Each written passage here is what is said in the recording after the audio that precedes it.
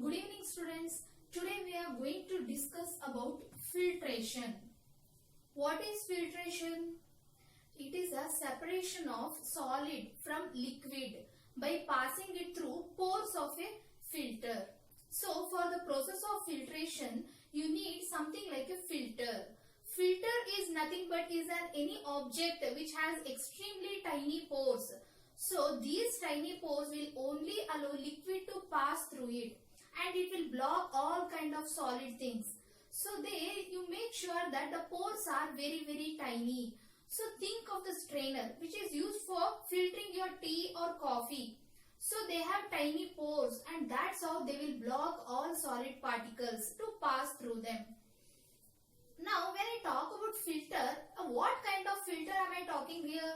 So now there are many types of filter. Even a cloth can act as a filter, a piece of cloth. So this cloth has tiny pores in them, and you see that by making paneer at home, we often make use of cloths, right? So you take a cloth and you just put the paneer on it, and all the water will drain out through the pores of the cloth.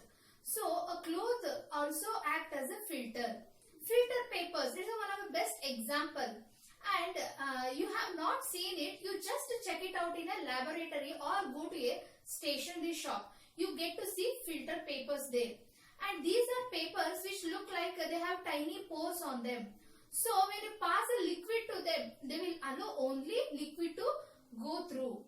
Even there are tiny particles, strand solid particles, so it will be blocked and they will not allow them. So how do we use this filter paper?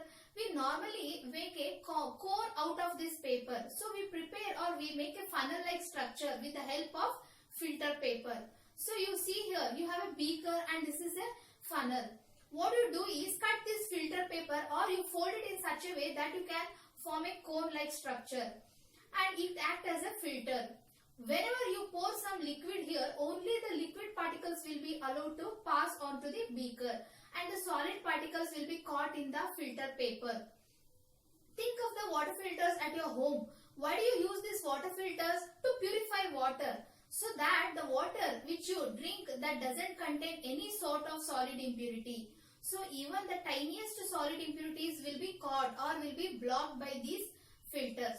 So in these water filters, inside you would have seen this kind of cylindrical structures are present. So these structures are often termed as candles. They are nothing but they are the main filters with tiny pores on their surfaces. And these tiny pores allow only water to pass through them, and they block all the solid particles. So that's how the water filters in our homes work. Now where do we use these filtration techniques? As I have mentioned, water filters is one very common example here. So a lot of water purifiers are available these days. So their purpose is to clean water, to purify water. We think of making tea. So the tea leaves and the liquid tea is separated using a strainer, which is nothing but a filter. And you think of making juice. How do you make juice? So let's say you have oranges and you want to make orange juice. If you do not make use of a filter, your juice will contain the seeds of the oranges. And would you like to have seeds along with juice? No. So that's why you have filter here. And you look at the juice. This is the picture of a very simple juice.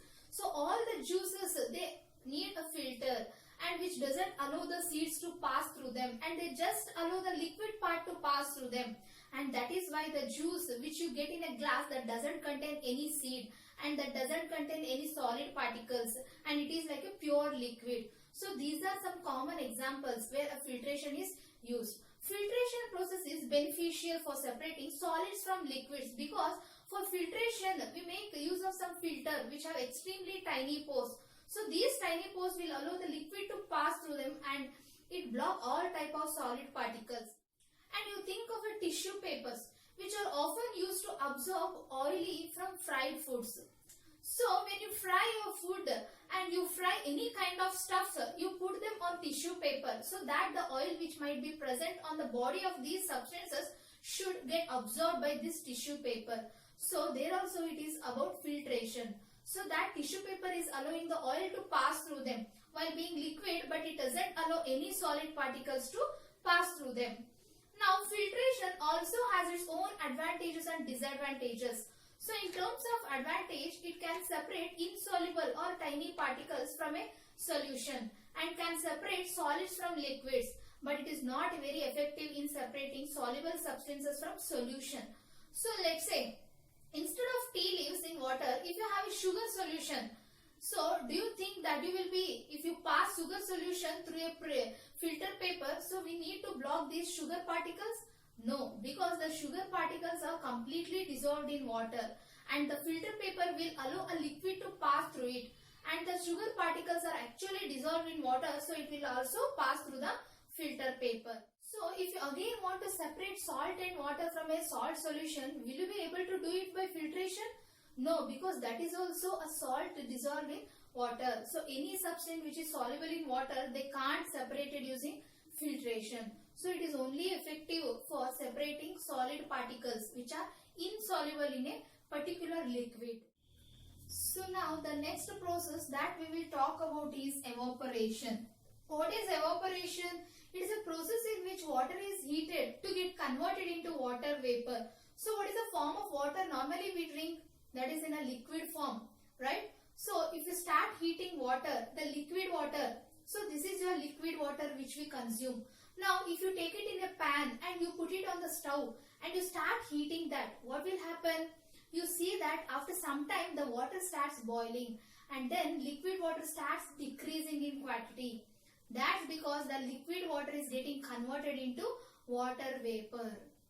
So this was a liquid water which is getting converted into water vapor, and this process is known as evaporation. So we say that the liquid water is being evaporated. So in order that evaporation takes place, what we need? We need heat. We need an increase in temperature, because only that can convert liquid to vapor. So that is evaporation. Now you can ask how this evaporation takes place to separate substances. So let us take this example. So let us see that this is not a plain water. Rather than this is a salt water and it contains salt dissolved in water. And let's say you take these 2 teaspoons of salt and mix it well in a glass of water. It will completely dissolve. So we will not be able to see the salt particles in it. If I say that, can you separate the salt particles from water? No, that's very difficult because it has already dissolved. So filtration won't help, hand picking won't help, winnowing, threshing definitely won't help. So that is where evaporation would help, because if you take the salt water and heat it, so all the liquid water will get converted into vapor. So by the time all the water has evaporated, and what will be left behind in this pan is salt particles. So this is a way by which you can separate soluble substances from water, because till now whatever methods we looked at, they were able to helpful in separating insoluble substances like sand or mud or clay, but now you will also be able to separate soluble substances. Okay, in fact this is one important method which is also used to obtain salt from sea. Where do we get salt? The main source of salt is the sea. Sea water contains salt in it. Now you might ask that, okay, but sea is there is a huge amount of water in the sea. How do you get a kind of heat that water? So that's a natural process. Now the sea is always exposed to the sun. So it receives the heat of the sun, and that heat of the sun provides the temperature, and for evaporation takes place here. If you go near the shallow areas and not deep inside to see this, evaporation will happen, but in the shallow, in certain areas or some seashores or some shallow pits are created, like how you see here. So they are pits and it dug at certain areas, then the seawater is allowed to stand there for quite some time.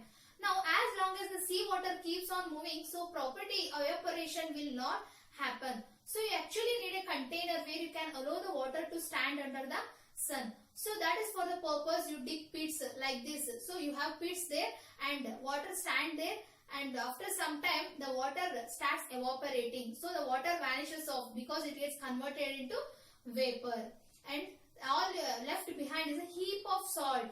So you see here so many heaps of salt have been formed. So that is how the salt is left behind, and then further purification is done, and that's how we get the common salt. So So that is a beautiful process, and it is not only separating salt from water, it also helps to separate substances. For example, sugar solution, and it is dissolved in water, and you can separate with the help of evaporation. When we talk about evaporation, a question might come to your mind. That is, the way the liquid water is getting converted into vapor is the reverse, or is the vice versa also possible? Yes, it is, and that process is called as condensation. And where water vapor is cooled to get liquid water. So, like in case of evaporation, what we did, and when we were talking about evaporation, all that we did was we had liquid water and we heated the liquid water, and then it got converted into vapor. So, in condensation is exactly the opposite one. In condensation, we are going to convert vapor to liquid, and now for liquid to vapor, we heated it. If you want to convert vapor to liquid, we need to cool it. So that process condensation. So these are just the opposite of each other. And now let us look at some examples which proves that condensation happens.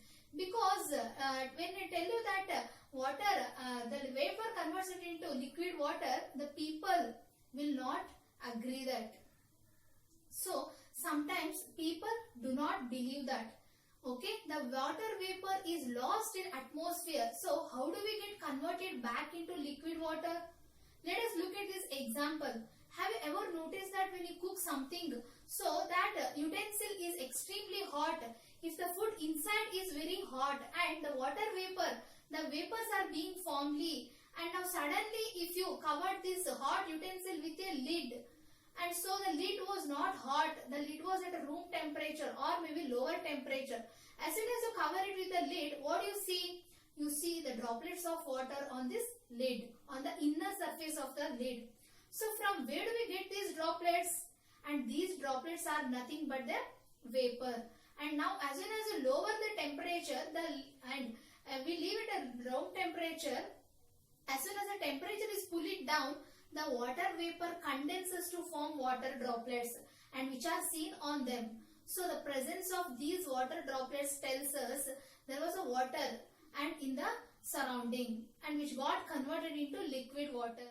So that's what the curry bowl was hot, and that's why you had hot water vapor, and this lid was cold because of at room temperature. Similarly, think of another example. You take out a cold glass out from fridge and keep it outside at room temperature for a couple of minutes. What do you see? You observe tiny droplets of water on the surface of the glass, right? So on the outer surface you find tiny water droplets. So from where do you get these water droplets on the outer surface of the glass? It is nothing but the warm moist air which condenses. Because the glass is extremely cold, when you take it out from the refrigerator, it is very cold. And now when you keep it on the table, so the air surrounding that glass was already moist. So the air which was present surrounding the glass, it is a warm air, and it is like a warm air. Now as soon as you cool it, so this warm air contain water vapor. So that water vapor get condensation, and here condensation will happen. And that water vapor condenses to form liquid water droplets on the outer surface of the glass. So this is another example of condensation. Condensation happens when you cool down, or when you provide a lower temperature, or when you allow the water vapor in a cool down. So then they can get converted into water droplets, and that process is known as condensation.